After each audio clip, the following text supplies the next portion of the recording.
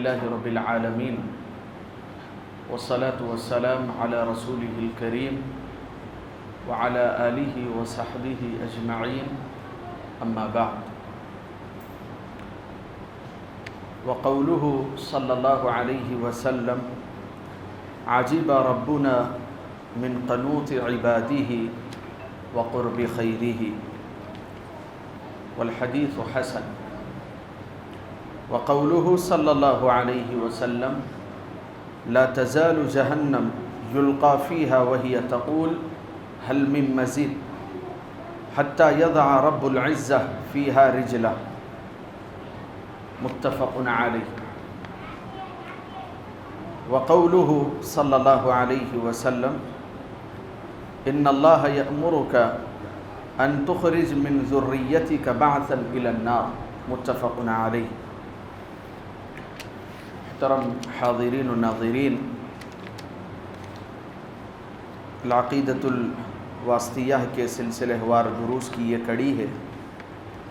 سابقہ درس میں ہم نے اللہ وحدہ لا شریک کی صفت فرح کو دلائل کی روشنی میں ثابت کیا تھا کہ اللہ رب العالمین خوش ہوتا ہے، راضی ہوتا ہے۔ جیسے اللہ رب العالمین کی صفت فرح ہے، خوش ہونا ہے، ویسے ہی اللہ رب العالمین کی صفت ناراض ہونا۔ اگر خیر کے کام ہوں گے، اللہ کی اطاعت و فرما برداری ہوگی تو اللہ خوش ہوگا، اور اگر اللہ رب العالمین کی نافرمانی کی جائے گی تو اللہ ناراض ہوگا۔ لیکن ان صفتوں کو ہم اپنی صفات پر قیاس نہ کریں، اس کا ہمیں علم نہیں دیا گیا ہے۔ اللہ کی خوشی کیسی ہے، اللہ کیسے خوش ہوتا ہے، اللہ کیسے ہنستا ہے، اس کی کیفیت کا ہمیں علم نہیں ہے۔ ہمیں صرف اور صرف محض اس کے اوپر ایمان و یقین رکھنا ہے۔ ابھی جو حدیث میں نے آپ کے سامنے پڑھی ہے، اس میں اللہ رب العالمین کی ایک اور صفت تعجب کا ذکر کیا جا رہا ہے، اور اسی کو ثابت کیا گیا ہے۔ شیخ الاسلام امام ابن تیمیہ رحمہ اللہ نے اللہ کے رسول صلی اللہ علیہ وسلم کے حوالے سے یہ حدیث نقل کی ہے کہ اللہ رب العالمین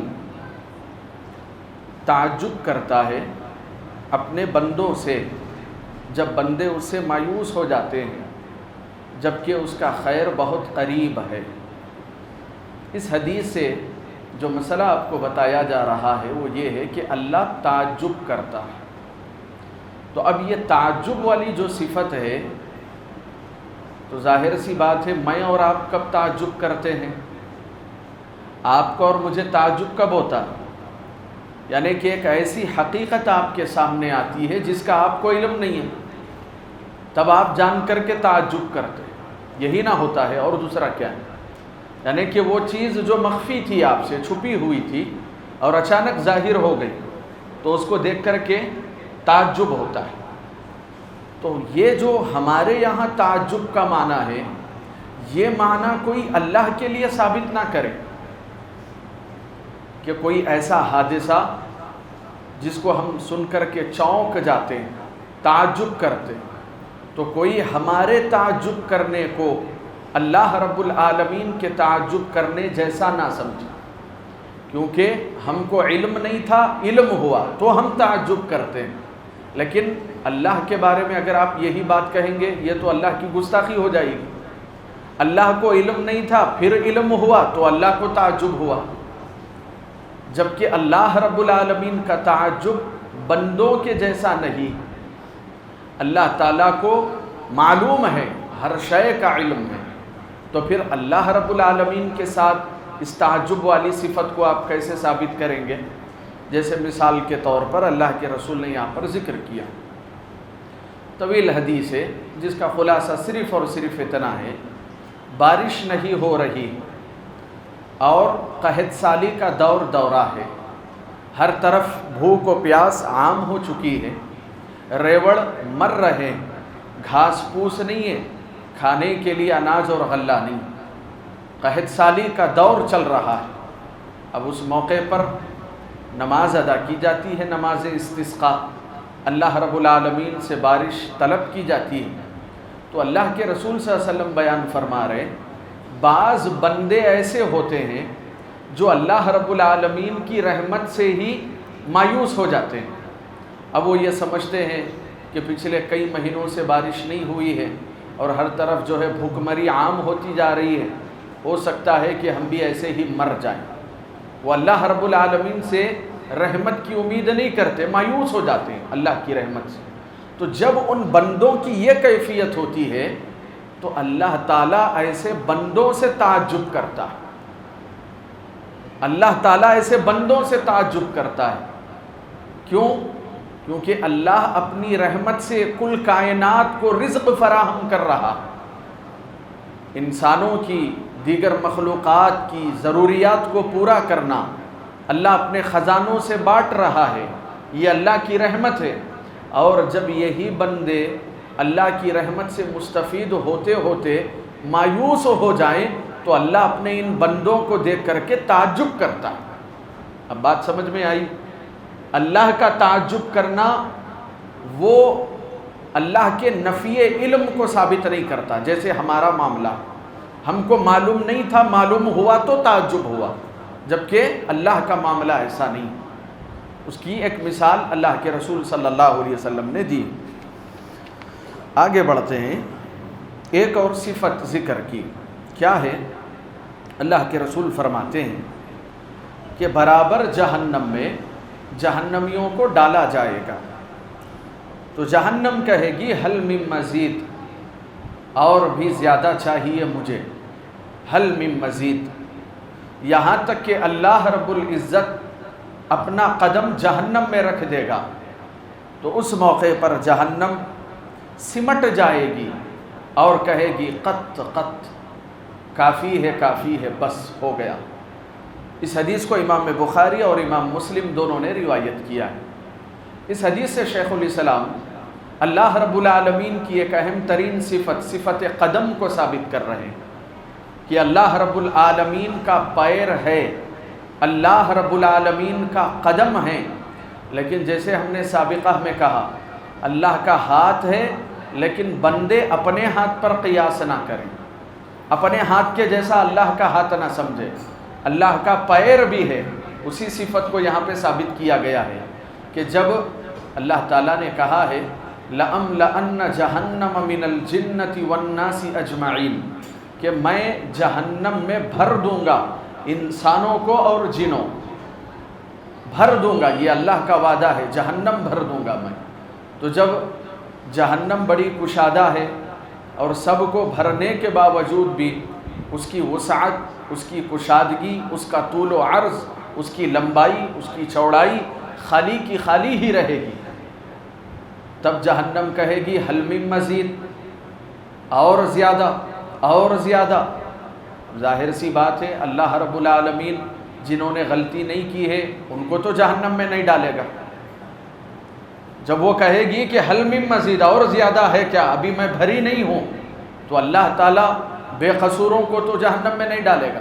چنانچہ اللہ تعالیٰ اپنا قدم جہنم میں رکھے گا، جب قدم رکھے گا تو جہنم بھر جائے گی، سمٹ جائے گی، سکڑ جائے گی، اور وہ کہے گی قط قط، کافی ہے کافی۔ تو اب یہ جو رجل ہے، یہ جو قدم ہے اللہ کا قدم، اس کی کیفیت کا ہمیں علم نہیں دیا گیا ہے، تو اس صفت کو یہاں پر ثابت کیا گیا ہے۔ پھر اس کے بعد ایک اور روایت ذکر کی، اللہ کے رسول صلی اللہ علیہ وسلم نے بیان فرمایا کہ اللہ تعالیٰ کہتا ہے، یعنی کہ یہ حدیث قدسی، حدیث قدسی یہ ہے، یا آدم فیقول لبیک، اللہ تعالیٰ کہے گا کہ اے آدم، تو آدم علیہ السلام کہیں گے حاضر ہوں، وسعدیک، جواب دے رہے ہیں، فینادی بصوت، اللہ تعالیٰ آواز لگا کر کے ندا دے گا۔ یہ دیکھیں ہم نے سابقہ درس میں اس صفت کو واضح کیا ہے، اللہ ندا لگاتا ہے، اللہ پکارتا ہے، اللہ کی آواز ہے، لیکن وہ بندوں کی آواز جیسی نہیں ہے۔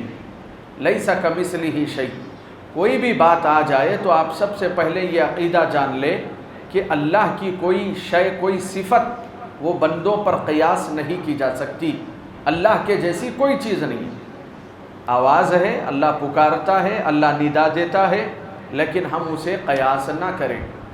یہ دراصل میں رد تھا کن پر؟ اشاعرہ پر۔ ایک جماعت تھی اشاعرہ کی، ان کا یہ کہنا تھا کہ اللہ کا جو کلام ہوتا ہے وہ قدیم ہوتا ہے۔ اللہ کا جو کلام ہے وہ قدیم ہے، پرانا ہے، ازل سے ہے۔ اللہ جب کلام کرتا ہے تو اس میں کلمے نہیں ہوتے اور نہ ہی اس میں آواز ہوتی۔ انہوں نے اس طرح کی بات کی، تو ان اشاعرہ پر رد کرتے ہوئے شیخ الاسلام نے اس حدیث کو پیش کیا کہ یہاں پر اللہ تعالیٰ کی آواز کو ثابت کیا گیا۔ صوت کا جو لفظ ہے عربی زبان میں یہ آواز کے لیے استعمال کیا جاتا ہے، تو کہا کہ اللہ ندا دے گا آواز سے۔ تو پھر یہ کہنا کہ اللہ کی آواز نہیں ہے، اللہ کوئی کلمے استعمال نہیں کرتا، اللہ کا کلام ذاتی ہے، تو یہ اپنی منمانی تفسیر، منمانی تاویل ہو۔ تو اس پر رد کرتے ہوئے کہا کہ اللہ آواز دیتا ہے۔ کیا آواز دیتا ہے؟ ان اللہ یأمرک ان تخرج من ذریتک بعثا الی النار، یعنی کہ یہ سفارش کا مسئلہ ہے کہ قیامت کے دن انبیاء کو اور اسی طریقے سے جو اللہ کے نیک ولی، متقی اور بزرگ گزر چکے ہیں یا پھر ملائکہ ہے، اللہ اپنی اجازت سے ہر ایک کو موقع دے گا کہ جہنم سے توحید پرستوں کو آزاد کر سکتے ہیں۔ تو جن انبیاء کو سفارش کا حق ملے گا ان میں آدم علیہ السلام بھی ہوں گے، کیونکہ آدم ہم تمام کے والد ہیں اور سب سے پہلے نبی ہیں، سب سے پہلے انسان ہیں۔ تو اللہ تعالیٰ کہے گا کہ اے آدم، جہنم میں جو تمہارے بیٹے بھیجے گئے ہیں، ڈالے گئے ہیں، ان میں سے جتنے نکالنا ہے تم نکال لو جہنم میں ڈالنے کے بعد۔ تو وہ کن کو نکالیں گے؟ ایسے گنہگار جو توحید پرست تھے۔ مشرک تو کبھی جہنم سے نہیں نکلے گا۔ تو اسی طریقے سے دوسرے انبیاء کو بھی موقع ملے گا، یہاں تک کہ اللہ کے رسول صلی اللہ علیہ وسلم کو بھی موقع ملے گا۔ بہرحال اس حدیث کا جو محل استشہاد ہے وہ یہی ہے کہ اللہ اپنی آواز سے ندا دے گا، تو اللہ کی آواز ثابت ہوئی، لیکن اس کی کیفیت کا ہمیں علم نہیں دیا گیا ہے۔ پھر اس کے بعد اور بقیہ اللہ رب العالمین کی صفت علو کو ذکر کیا گیا ہے، جیسے کہ ہم نے سابقہ میں جو آیتیں پیش کی تھی کہ اللہ تعالیٰ عرش پر مستوی ہے، اللہ تعالیٰ بلند ہے، اللہ آسمانوں میں ہے، تو اس کے لیے ہم نے قرآن کریم کی آیتیں دی تھی۔ اب یہاں پر شیخ الاسلام حدیثوں سے اسی مسئلے کو ثابت کر رہے ہیں۔ عربی زبان میں سما یعنی کہ آسمان، آسمان کے لیے لفظ سما کا استعمال ہوتا ہے۔ تو آپ دیکھیں اللہ کے رسول صلی اللہ علیہ وسلم جب کسی مریض پر رقیہ کرتے، یعنی کہ اس کو پڑھ کر کے جھاڑ پھونک کرتے، دم کرتے اس کے اوپر، تو جو دعا پڑھتے تھے مریض پر، وہ دعا میں یہ شامل تھا: ربنا اللہ الذی فی السماء تقدس اسمک امرک فی السماء والارض کما رحمتک فی السماء اجعل رحمتک فی الارض اغفر لنا حوبنا وخطایانا انت رب الطیبین انزل رحمتا من رحمتک وشفاء من شفائک علی هذا الوجع فیبرأ۔ حدیث حسن رواہ ابو داود۔ دعا یہ پڑھی جاتی تھی کہ اے ہمارے رب، جو آسمانوں میں ہیں تیرے نام کے تقدس سے وسیلہ لیا جا رہا ہے۔ تو یہاں پر آپ غور کریں، کیا کہا؟ اے ہمارے رب جو آسمانوں میں ہیں۔ تو ظاہر سی بات ہے آسمان ہم پر ہے، ہمارے اوپر ہے، تو اللہ سب سے اوپر ہے۔ یہ کہنا کہ اللہ ہر جگہ ہے کیوں کر درست ہو سکتا ہے، جبکہ دعاؤں میں اللہ کے رسول خود یہ کہہ رہے ہیں اے ہمارے رب جو آسمانوں میں ہے۔ پھر اس کے بعد کہا امرک فی السماء، کہ تیرا اختیار آسمانوں میں بھی ہے اور زمین میں بھی ہے۔ اب یہاں پر دیکھیں، اگر اللہ آسمان پر ہے تو اس کا مطلب یہ تھوڑی نہ ہے کہ زمین پر اللہ کا اختیار نہیں۔ اللہ آسمانوں پر بھی اختیار رکھتا ہے اور زمین پر بھی اختیار رکھتا ہے۔ اسی دعا میں یہ چیز بھی شامل ہے، کما رحمتک فی السماء۔ پھر اس کے بعد کہا زمین پر تیری رحمت کو پھیلا دے، ہماری لغزشوں اور گناہوں کو معاف کر دے، یقیناً تو اچھے لوگوں کا بھی رب ہے، اور تو اپنی طرف سے رحمت کو نازل کر اور اپنی طرف سے شفا دے دے اس درد مند پر، فیبرا، تو وہ اپنے درد سے آزاد ہو جاتا۔ یہ دعا پڑھتے اللہ کے رسول مریض کے اوپر۔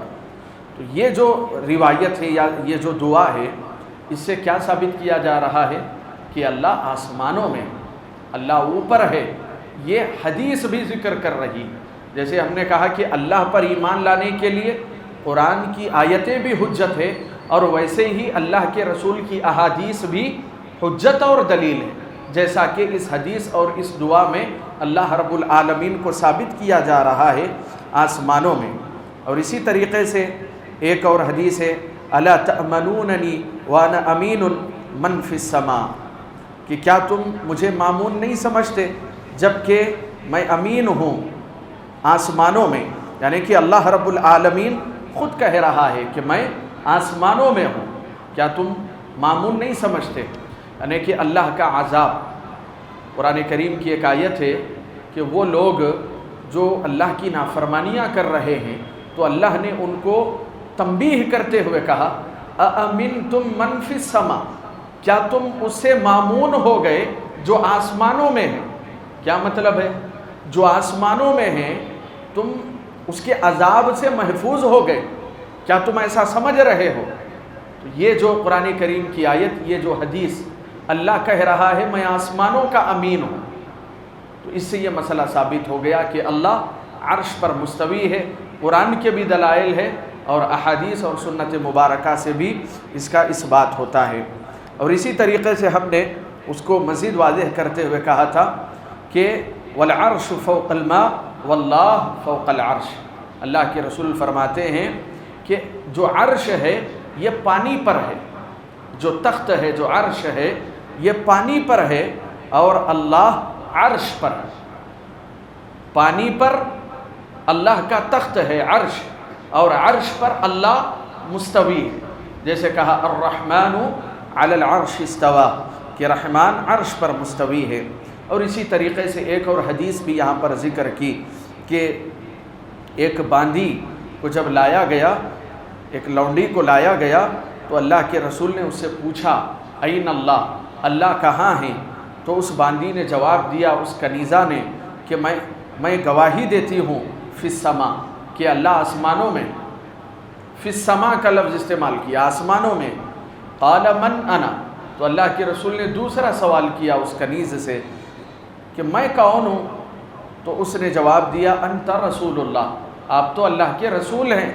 تو اللہ کے رسول صلی اللہ علیہ وسلم نے جب اس کے یہ دو جواب سنے کہ اللہ آسمان میں ہے اور میں اللہ کا رسول ہوں، تو اللہ کے رسول صلی اللہ علیہ وسلم نے کہا اعتقها فإنها مؤمنہ، اس کو آزاد کر دو کیونکہ یہ مومنہ ہے۔ سبحان اللہ۔ بس کوئی شخص اتنا ایمان رکھ لے، زیادہ اس کی تفاصیل میں بحث مباحثہ کر کے کوئی فائدہ نہیں ہے، بس اتنا کہہ دے جتنا اس خاتون نے، اس کنیزہ نے کہا تھا کہ اللہ آسمانوں میں۔ تو جب اگر کوئی شخص یہ ایمان رکھ لے اللہ آسمانوں میں ہے تو اللہ کے رسول خود کہہ رہے ہیں کہ وہ مومن ہے، جیسا کہ اس کو کہا تھا کہ تو مومن ہے۔ تو یہ اللہ رب العالمین کے تعلق سے اختلاف کرنا اور ہر جگہ وحدت الوجود، وحدت الشہود کی بحثیں لے کر آنا اور ان الحق کی جو ہے غلط تعویلات، تفسیرات کرنا، علم کلام، منطق اور فلسفے سے بیکار قسم کی کتابیں بھری پڑی ہوئی، جبکہ یہ حدیث کافی ہے، اللہ آسمانوں میں ہے، بس یہی ہماری نجات کے لیے کافی ہے۔ ہمیں مکلف نہیں کیا گیا ہے کہ ہم آسمانوں پر جو ہے اس کے بارے میں اس کو یہاں لائیں وہاں لائیں، بٹھائیں، منمانیاں کریں، اس کا ہمیں علم نہیں دیا گیا ہے۔ یہ بدعقیدگی ہے۔